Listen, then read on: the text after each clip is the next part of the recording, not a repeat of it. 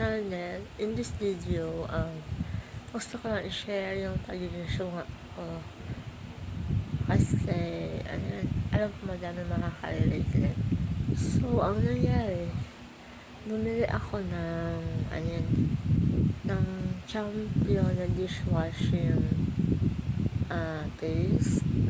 Tapos, nung naghuhugas na ako, dito ko napansin na may tawag dito, parang plastic siya.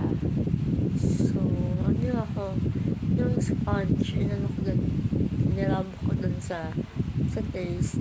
So, sabi ko, bakit parang ang tigas naman ito, unlike na ibang paste na madaling makuha yung paste. Then, nung after ilang rub ko na din sa sponge, nakita ko parang may naka-oscillate na parang